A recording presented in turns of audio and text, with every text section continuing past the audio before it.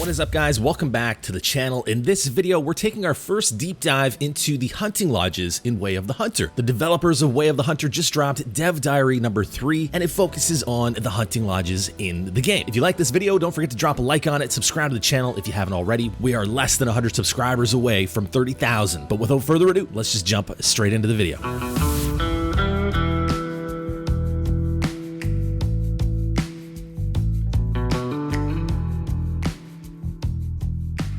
The release of Way of the Hunter is only 11 days away, August 16th, and the closer that we get, the more gameplay that we're seeing, the more footage that we're seeing, the more we're learning about the game. I think the community is starting to get really excited for this game's release. Things are looking very interesting, and we finally get our first deep dive look into the hunting lodges and how they're going to work in the game. So it's not going to be like Call of the Wild. These are not going to be separate entities. The hunting lodges, the trophy lodges in this game are actually part of the map. So just like an outpost, think of an outpost in Call of the Wild, the trophy lodges are actually going to be on the map, and they're going to be basically like an outpost, like a big glorified outpost. The maps will also have other outposts and campsites and things like that you can go to access your storage and to sleep and things such as that, to park your car, to grab your vehicle, that sort of thing. So there are a few things in this video that were shared with us in this dev diary that I want to touch on, and the first thing is the hunting lodges themselves. Now we get to see some first looks at some of the trophy mounts. So there are multi-animal trophy mounts that we get to see in this video. Whether or not you're going to be able to put species with like other species of animals is unclear in this video, but it's really cool that you can see that you can make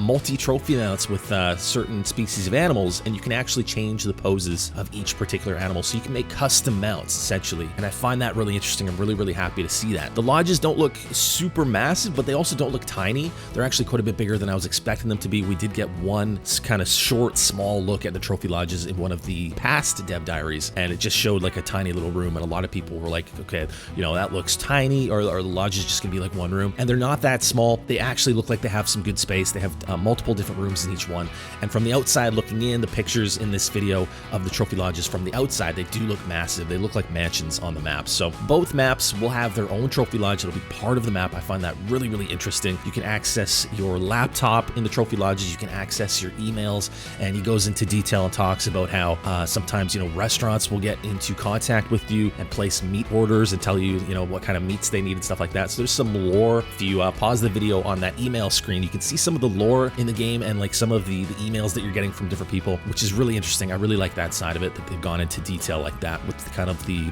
lore and like the questing side as well. You can also access your vehicles at the hunting lodges, and he actually goes on to say that the vehicles are actually going to have their own storage, so you can access all of your storage from your vehicle. So if you're out hunting, and we know that these maps are going to be absolutely massive, about twice the size of the maps in Call of the Wild, so there's going to be a lot of times where you might be out hunting, you might be out exploring, or just taking a journey, and you might not be close to an outpost or a campsite, and in that situation you might want to access your storage, and the vehicle is going to give you the opportunity to do that, which I think is going to be extremely helpful, and I think it's a really good feature in the game. So basically, when you kill an animal, you can taxidermize it, or you can choose to sell it for the meat. So you don't have to taxidermize everything. You have the option. You can save the animal for later, taxi it later, taxi it, you know, if you don't have the money, you can taxi it after, and you can save it. So that is nice to see in the game. We do get to see in this video what it looks like when you will be resting. If you go to the bed, you can choose to change the time and you can sleep. And to me, it looks like it might actually be free in this game. In Call of the Wild, you have to pay some money every time that you rest. I didn't see that on the screen in that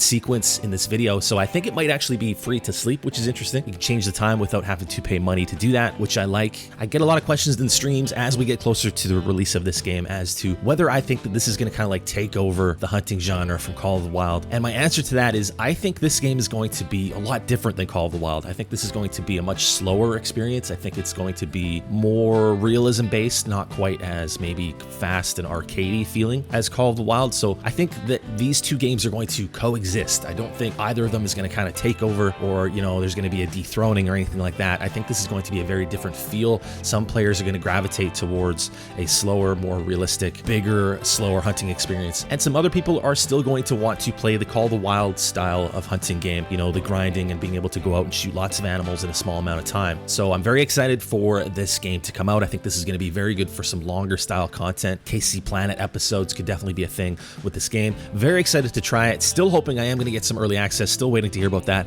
I will let you guys know as time goes on. But I hope you guys enjoyed this video. I will leave a link to the dev diary down below. Don't forget to drop a like on the video if you enjoyed it. Subscribe to the channel if you haven't already. And as always, I will see you guys in the next one.